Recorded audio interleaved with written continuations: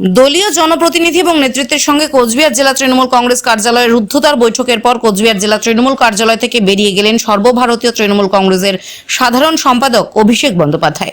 এদিন বৈঠক শেষে উত্তরবঙ্গ উন্নয়ন দপ্তরের মন্ত্রী উদয়ন গুহ জানান, ভেতরে কি আলোচনা হয়েছে সেটা জনসম্মুখে বলার মতো নয়, তবে দলের সেকেন্ড ইন কমান্ড নির্বাচনের বৈতরণী পার করার জন্য যা যা নির্দেশ দেওয়া সবটাই দিয়েছেন, আর আমরা দলের কর্মী এবং নেতৃত্বরা সেই নির্দেশ মেনে কোচবিহার লোকসভা কেন্দ্র আমাদের নেতার হাতে উপহার হিসেবে তুলে দেব। একই সাথে দলীয় নেতৃত্বদের সাথে গোষ্ঠী কোন্দলের বিষয়ে প্রশ্ন করা হলে উদয়ন জানান, আমাদের দলের মধ্যে কোনো মতবিরোধ নেই।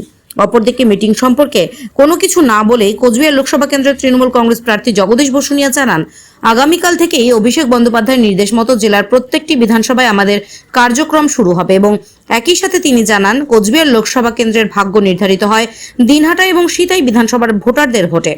আর বিজেপিও সেই জন্য চক্রান্ত করে দিনহাটায় তৃণমূল কংগ্রেসকে কালিমা লিপ্ত করার চেষ্টা করছে। সেজন্যই আমাদের সংযত থাকতে হবে।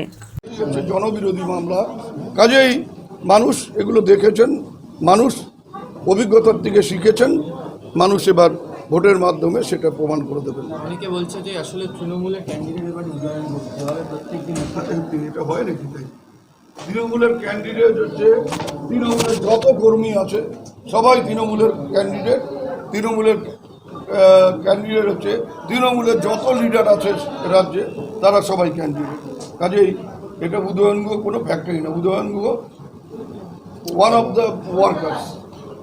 বিশেষ কোনো নির্দিষ্ট করে কোনো নির্দেশ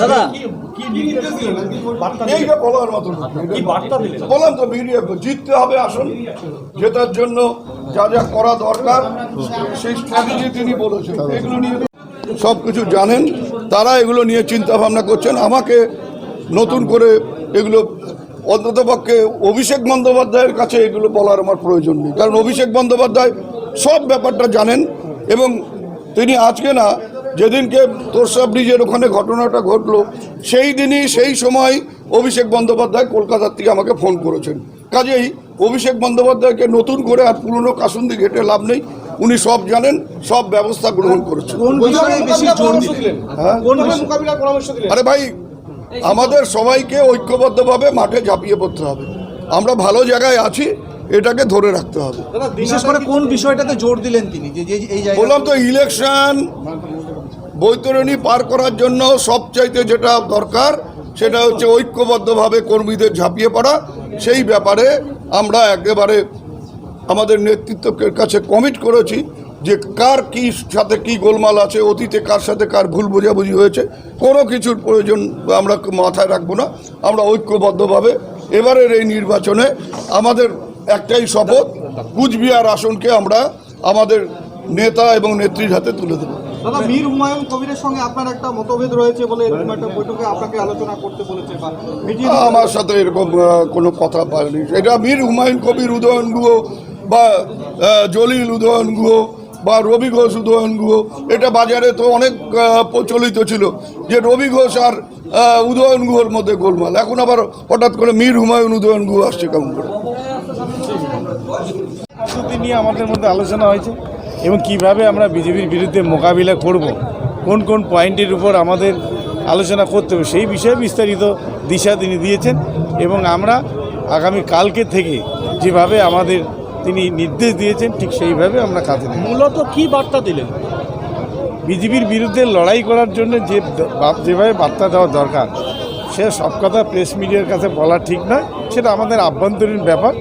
তো আমরা লড়াইয়ের ময়দানে বিজেপিকে কিভাবে প্রতিরোধ করব এবং তার বিরুদ্ধে আমরা রুখে দাঁড়াবো সে নিয়ে আলোচনা হয়েছে। আমাদের পদ্ধতি কী হবে, বিজেপিকে আমরা কিভাবে তাদের বিরুদ্ধে প্রচার করব সেই বিষয়গুলো নিয়ে আলোচনা। একটা দুটো পদ্ধতি যদি বলেন না, সেই নির্বাচনের যে পদ্ধতি সেগুলো বাইরে বলার কথা নয়, সেগুলো ইন্টারনাল ব্যাপার।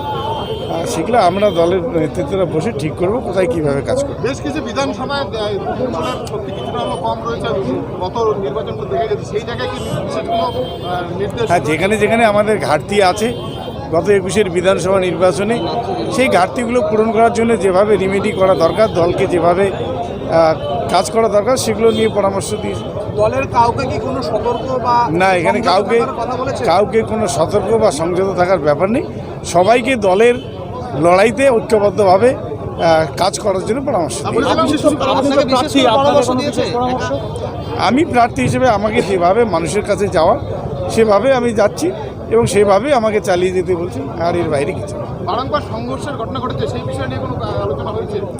বিজেপি চাইছে দিনাটাকে টার্গেট করে আমাদের কালিমালিপ্ত করার জন্য, কারণ বিজেপি জানে দিনাটা এবং সিধাই বিধানসভা কুচবিহার লোকসভা নির্বাচনের গেম প্ল্যান ওখান থেকেই তৈরি হয়। তার ট্রাম্প কার্ড কুচবিহারের সিধাই এবং দিনাটা বিধানসভাকে কলুষিত করার জন্যে বিজেপি বারবার তাদের চক্রান্ত করছে।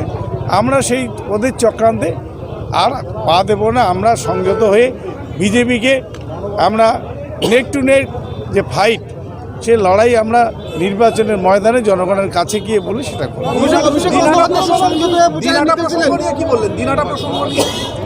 দিনাটা প্রসঙ্গ নিয়ে যেটা বলার, যে বিজেপি যেটা ফাঁদ তৈরি করতে চাইছে, যে আমাদের কালিমা লিপ্ত করতে চাইছে, সেটাই আমি বললাম। আবার কি আলাদা করে বলার কিছু নেই। কোন বিষয়ের উপর জোর দিল বেশি, কোন বিষয়ের উপর জোর দিল? আমাদের কর্মীদের বাড়িতে ডোর টু ডোর যাওয়া, প্রত্যেকটা কর্মীর বাড়িতে ডোর টু ডোর যাওয়া, ভোটারের বাড়িতে ডোর টু ডোর যাওয়া, এবং প্রত্যেকটা ভোটারকে এই যে বাংলা বিরুদ্ধে বিজেপি যে চক্রান্ত করছে দীর্ঘ 2021-এর পরে, সে কথা মানুষকে বোঝানো এবং আমরা যে উন্নয়নটা করছি সেই উন্নয়নের কথাগুলো তুলে ধরা। এই কথাগুলো আমাদের ডোর টু ডোর প্রত্যেকের বাড়িতে যেতে হবে।